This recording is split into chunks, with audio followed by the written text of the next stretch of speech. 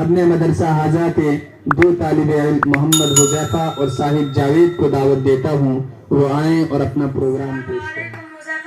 وعلیکم السلام صاحب بھائی۔ حذیفہ بھائی، انسان کی زندگی کا مقصد کیا ہے؟ صاحب بھائی، انسان کے زندگی کا مقصد اللہ پاک کی عبادت کرنے کا نام ہے۔ حذیفہ بھائی، قرآن پاک سے دلیل دے۔ وما خلقت الجن والانس الا لیعبدون۔ حذیفہ بھائی، عبادت کا کیا مقصد ہے؟ صاحب بھائی، تاکہ آخرت کے عذاب سے بچ جائے۔ حذیفہ بھائی، قرآن پاک سے دلیل دے۔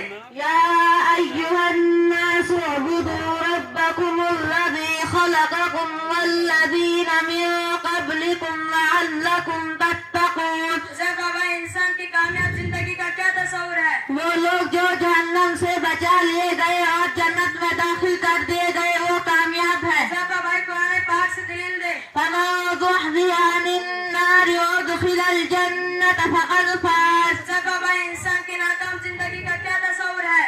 صاحب بھائی، اسلام۔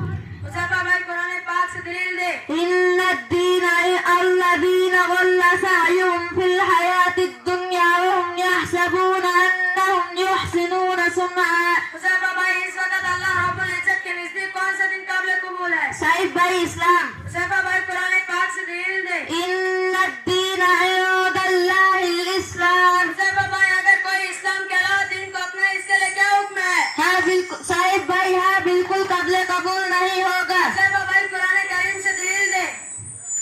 ومن يبتغ غير الإسلام